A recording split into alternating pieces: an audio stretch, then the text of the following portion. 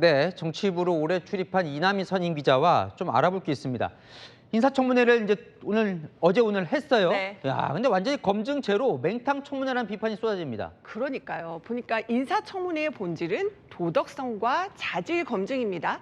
김희석 후보자 청문회, 먼저 도덕성의 경우는요. 후보자가 자료를 안 냈습니다. 또 여야가 증인 채택조차 못해서 제대로 검증 안 됐습니다. 게다가요, 야당인 국민의힘은 신상 파헤치기 주력하느라 제대로 자질도 따져 묻지를 못했습니다. 국민의힘 어제 김 후보자가 국가 채무 비율 잘못 대답하는 걸 보고서야 그제서야 오늘 오후 정책 질문에 조금 더 주력을 한 상황이었습니다. 그런데 사실 또 돌이켜보면 인사청문회에서 뭔가 밝혀낸 걸 제가 본 적은 별로 없는 것 같아요. 최근에는 그런데요. 과거를 보면 이제 2000년에 도입이 됐잖아요.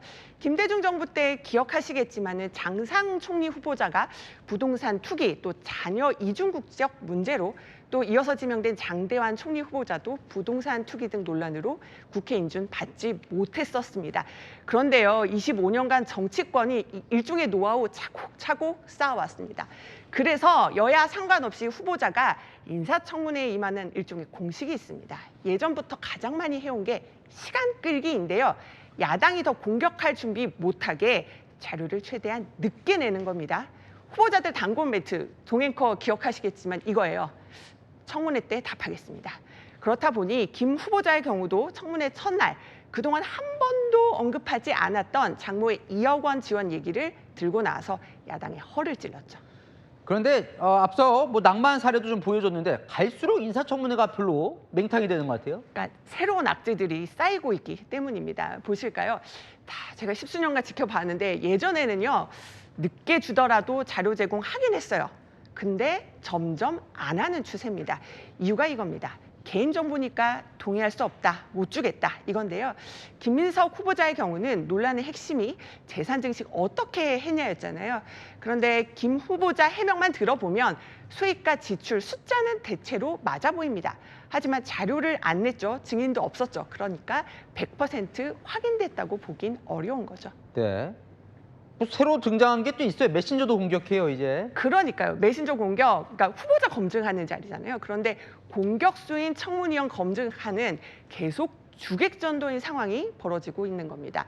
어제에 이어서 오늘도요. 전용기 민주당 의원의 경우 청문회에서 이제 주진우 국민의힘 의원 개인 유튜브 영상을 계속 띄웠습니다.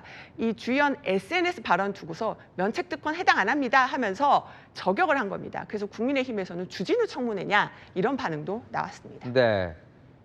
검증이 어려워진 또 다른 이유가 있다면서요? 자, 이번에 김 후보자 청문회 증인, 참고인 0명이죠. 저도 이런 사례 처음 봤습니다.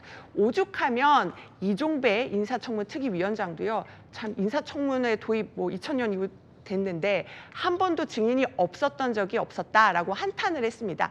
민주당 내에서도 비판이 나왔거든요. 홍익표 전 의원이 이렇게 얘기를 했습니다. 증인, 참고인 없어도 가능하다는 나쁜 선례를 남겼다고요. 그렇다고 국민의힘 의원들도 제대로 따져 묻지도 못하는 것 같던데 이거 어떻게 해야 됩니까? 근데 지난 정부, 그러니까 진보 정부, 보수 정부 할 것 없이 하는 얘기가 있어요. 가족 신상까지 모두 털리는 이 청문회 부담스러워서 진짜 꼭 필요한 인재, 장관 제의 거부한다 이겁니다. 그래서 민주당이 하려는 게요. 도덕성 검증은 비공개로 또 역량 검증은 공개로 하는 인사청문회법 개정을 서두르겠다고 합니다.